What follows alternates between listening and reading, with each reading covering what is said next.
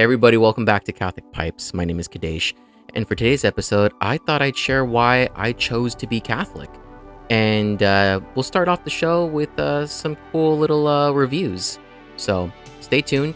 I'm excited to share with you my faith journey.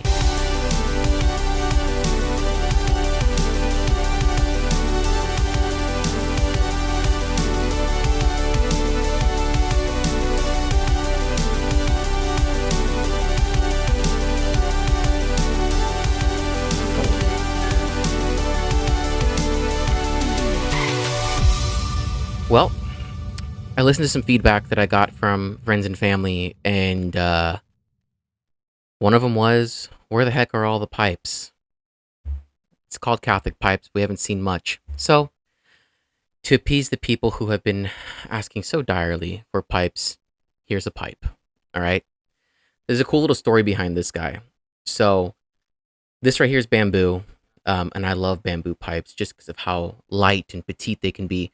And this particular shape is called an elephant's foot, because if you kind of put it down on its side like this, it looks like an elephant's foot, an abstract take on it.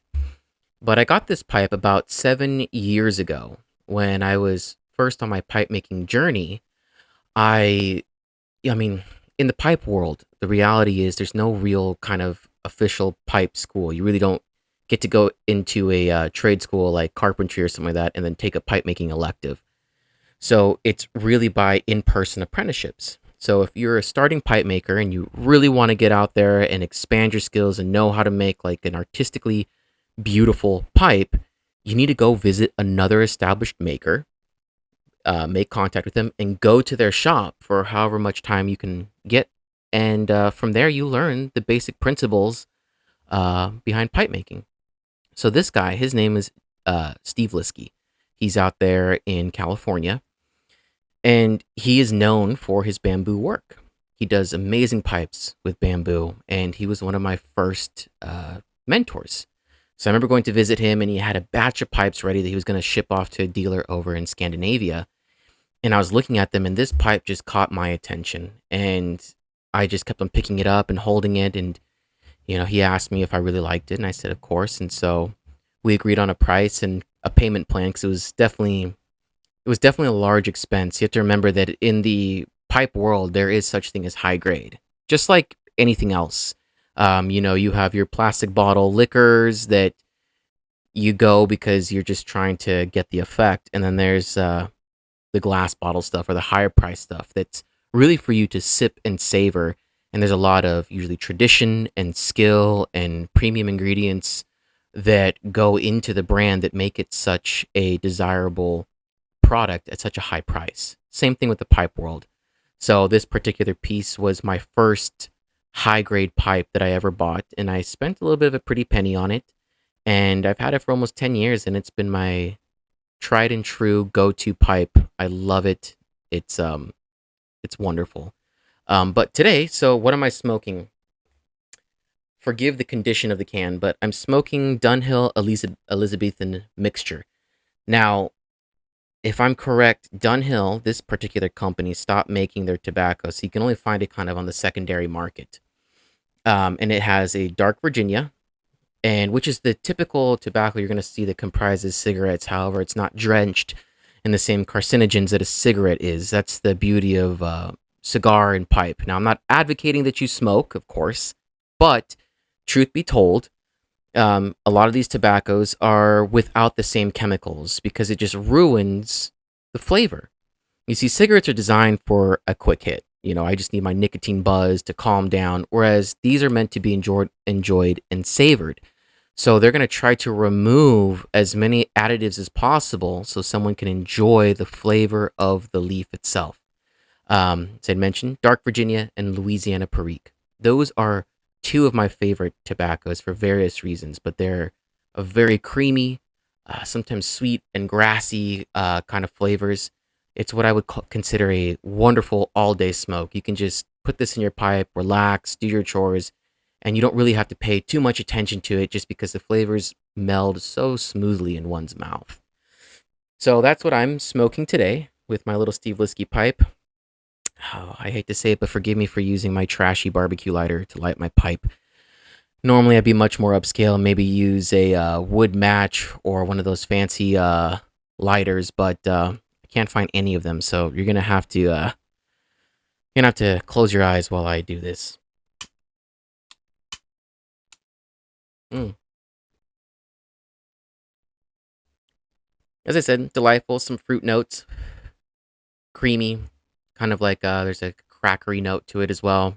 And the smoke, like I said, is just very creamy. It just kind of fills the mouth, coats it. It's very delightful. Really great for after dinner. So that's that pipe. And today, also, I happened to get this really cool bottle of bourbon. It's called Bib and Tucker Double Char Bourbon. I'm not sponsored by them, but if you guys have any recommendations, I'd love your recommendations to do the occasional spirit review.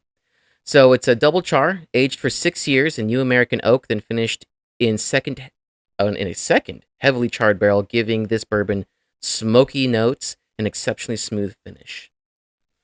What a lot of people don't realize, and this is something you learn when you have to get your gotta get this bottle open. When you get a license to like serve alcohol, if you're in the service industry, they teach you about conogens, I believe it's called. These are the toxins that are in liquor. And so what they'll tell you is those are also what causes hangovers. So the older something is aged or the aging process, it actually those toxins get absorbed into the wood. And for clear liquors, it's the filtration process. So the more times or the more efficient filtration process they have, the more of those toxins get pulled out. So essentially, it kind of helps ensure that you're not going to get sick the next day. But too much liquor of any kind will definitely get you sick. So drink responsibly. Oh, and here's my beautiful little Christmas glass that my wife got me. Very cute. I wonder if it'll make a difference in the flavor. Well, first, very delightful. Kind of smells got like a real fruity smell to it. Cork it back up. That's the bottle. And let's pretend like I know what I'm doing.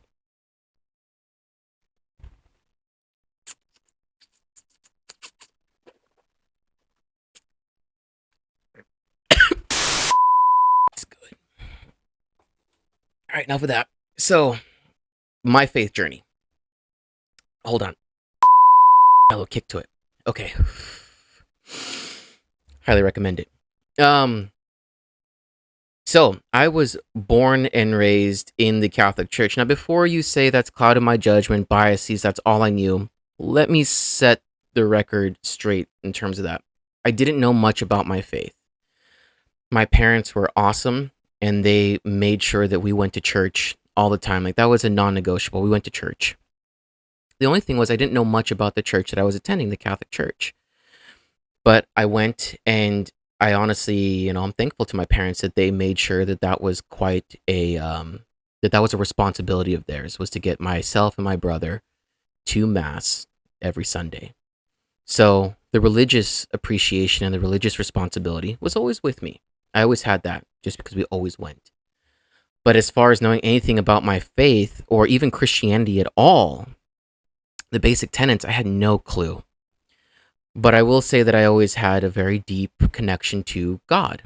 I always found myself praying. I could honestly say that I had a very basic and good relationship with God. I've always believed in his presence. Never once doubted that. And so as I'm progressing through life, I'm doing youth programs when I can. I'm always going to church, slowly building some friends. But it wasn't until my 18th birthday that I made the decision to be Catholic. And I'll tell you the circumstances. At the time, I was dating a Mormon girl. Now, to put this in perspective, like I was not a serial dater or anything like that. It was just someone that happened to be part of my friend group, and we had a great relationship. It was a great dating experience, because Mormons hold a lot of values that all of Christianity have and Catholics, and they hold them to a very high degree. So our relationship was really awesome. But where the conflict happened, and it wasn't conflict per se, But what got me thinking was when she asked me, "Do you believe in the Trinity?" Now, mind you, Mormons don't believe in the Trinity as articulated by Christianity. And I would say Orthodox Christianity with a little o, meaning kind of by the book. So when I say Orthodox Christianity, that encompasses Catholics and Protestants because there are some things that all of us agree on that are core tenets. To be Christian, we agree on these things like the divinity of Christ, the Trinity, and things like that. Those are like core things you have to believe, things about who Jesus says he is and is revealed.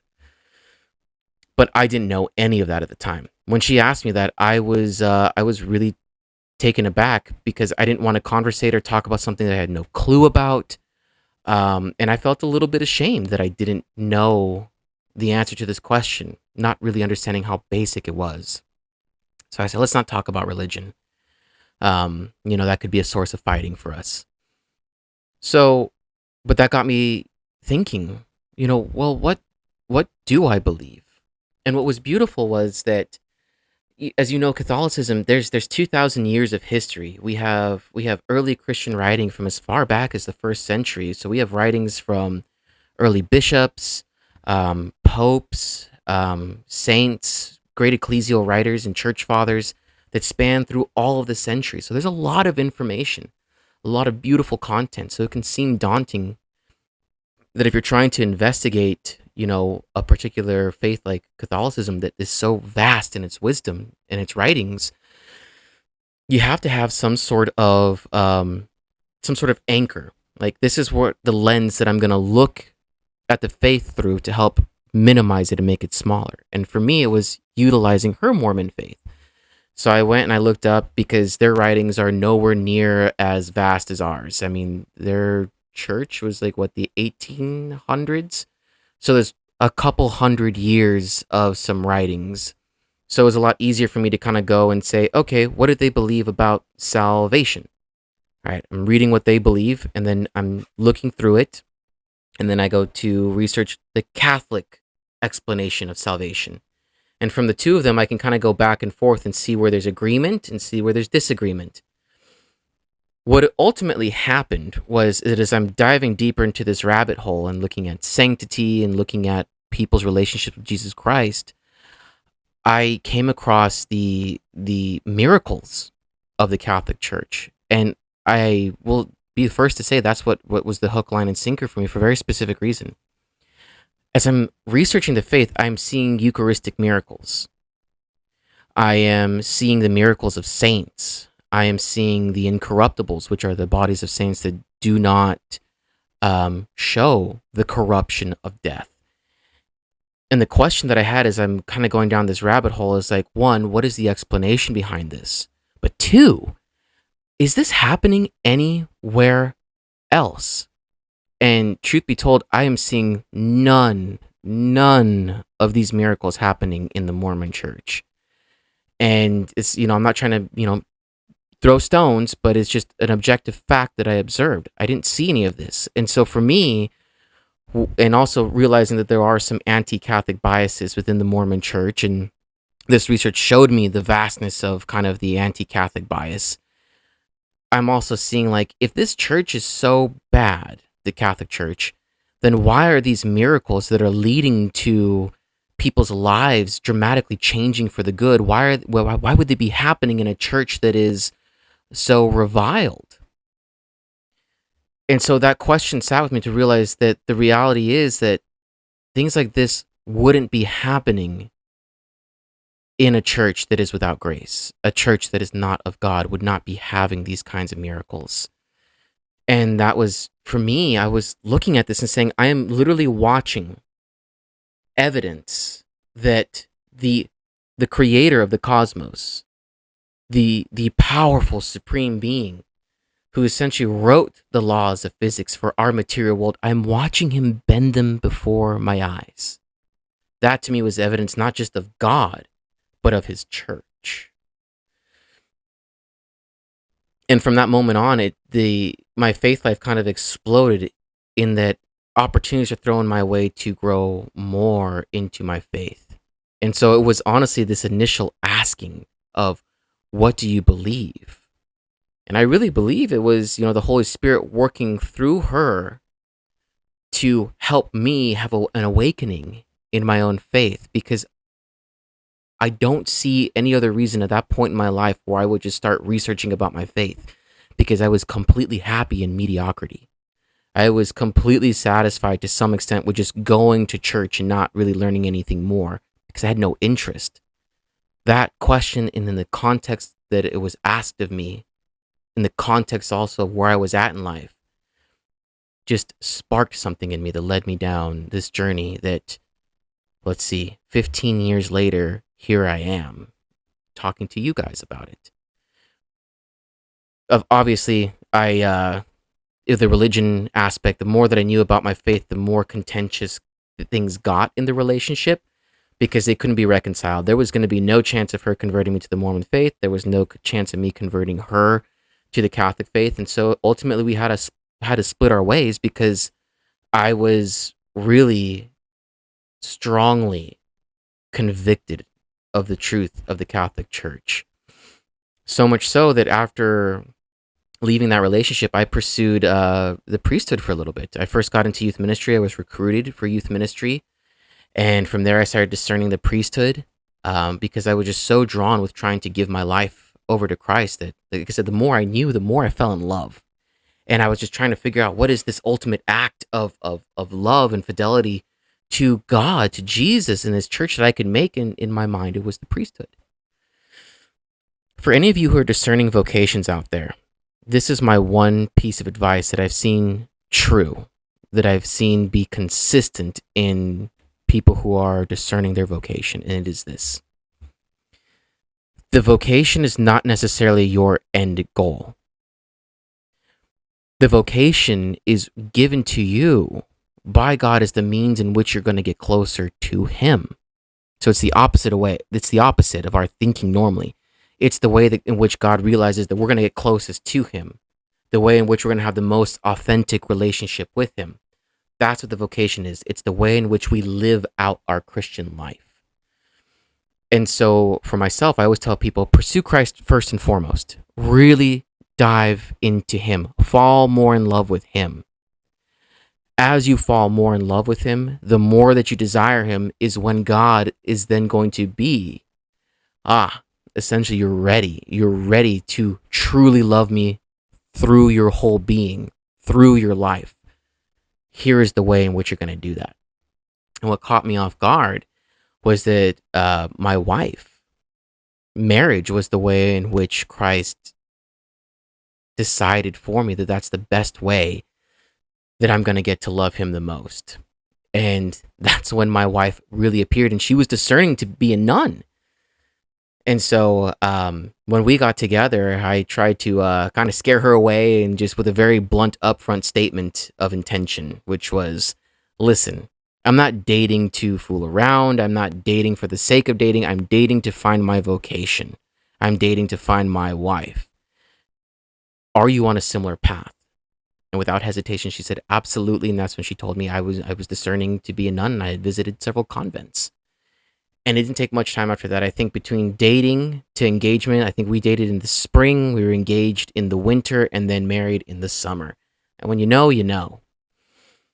To some extent, I'll say when you know, you know. It was all just kind of things were clicking together. God gave me the evidence and said, this is your wife, and this is the way you're going to get to me. And from there, my wife and I focused on really kind of diving deeper into each other, diving further into trust, into humility, and allowing the Holy Spirit to guide us, which led us into more ministry.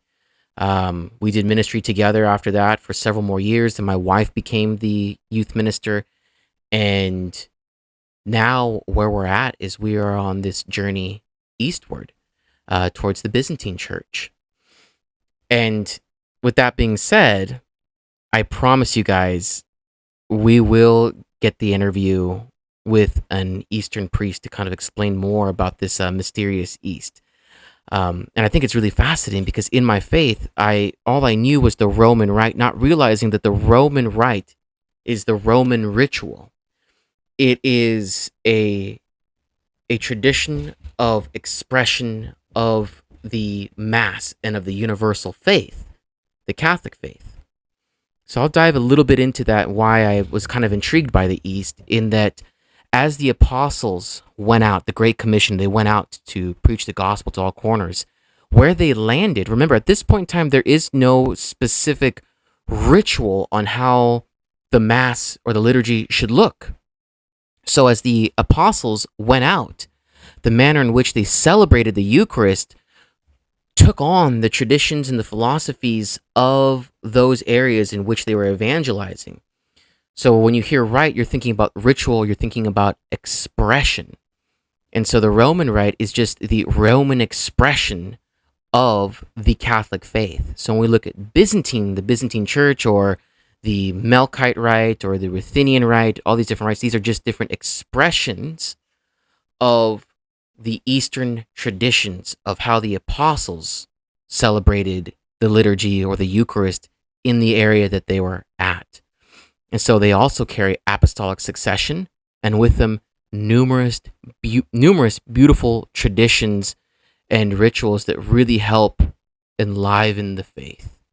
And so that's where my wife and I finally found our spiritual home, was that these rites and rituals really spoke to us, and the spiritual care that we were craving and the spiritual gifts that we've gotten from our lives in being able to attend divine liturgy, and currently right now in the process of switching to the Eastern Rite, have been beneficial beyond imagine for our children and for our relationship. So next week, we're going to interview Father Daniel Dozier of, and let me be honest with you guys, probably not next week. It's whenever we can get this guy out of the library searching through scrolls for ancient knowledge, when we can pull him away from his cave of scrolls. That's when we'll have this interview ready. But hopefully we can get something to you late August, early September, because I really want to discuss this topic with you guys, because it blew my mind to see how beautiful and diverse the Catholic Church truly is. And I think a lot of you guys are going to be pleasantly surprised and have a lot of questions when we get this interview done. So God bless. Have a wonderful day, and we will see you guys in 2 weeks. Bye.